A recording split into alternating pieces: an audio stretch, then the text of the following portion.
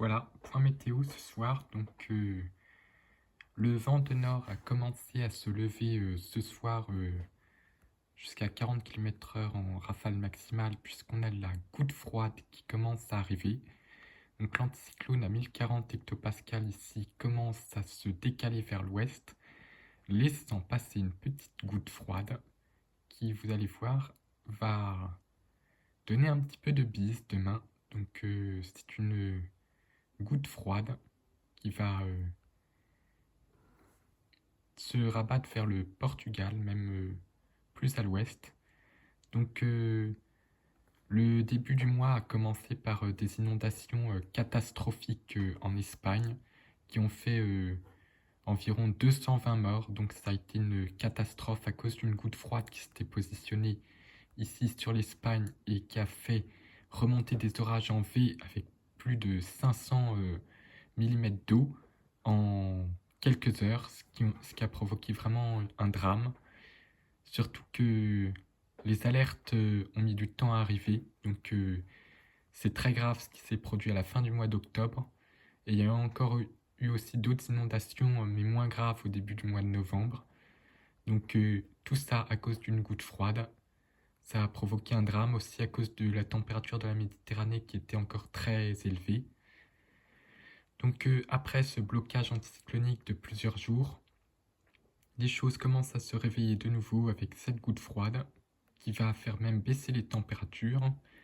Ensuite, on va avoir un anticyclone, mais regardez, la dorsale monte vers le Groenland et là, on a une magnifique descente polaire qui se prépare avec même des dépressions qui vont s'approcher de la France. Je vais pas aller plus loin pour des histoires de fiabilité, mais ce qui est sûr, c'est que l'air polaire va nettement se rapprocher de la France. Donc je vais utiliser plusieurs modèles. Donc celui-là, c'est le GFS déterministe. L'ensembliste, par contre, le run de contrôle de l'ensembliste GFS, lui, voit autre chose. GFS ne suit pas le déterministe ne suit pas ses ensemblistes.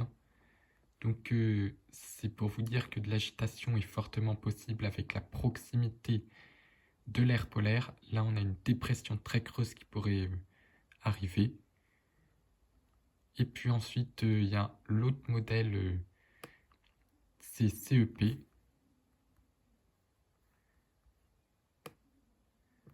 Qui est à jour maintenant, donc ça tombe bien.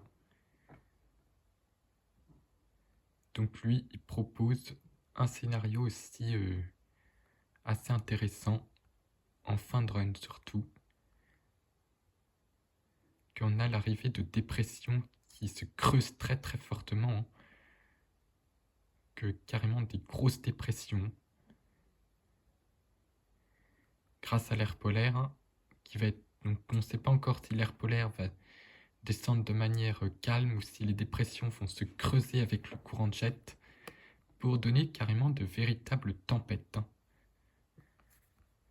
Et là, je vais en profiter pour regarder les ensemblistes de CEP.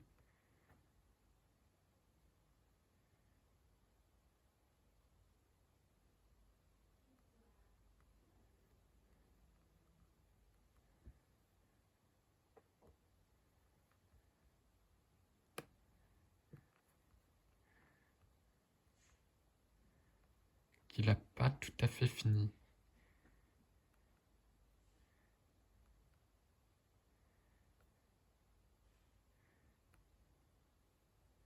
Mais lui, il est aussi en faveur de l'agitation.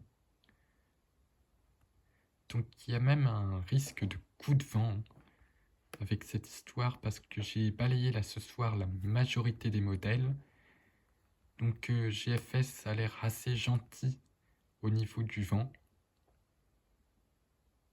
Mais là on voit aussi que ça pourrait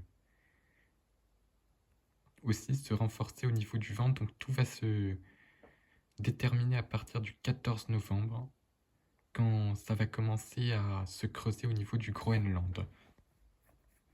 Donc l'agitation semble revenir enfin pour la semaine prochaine. Et on en a fini avec ce blocage anticyclonique qui devenait vraiment pénible avec des grisailles qui sont restées quasiment une semaine complète.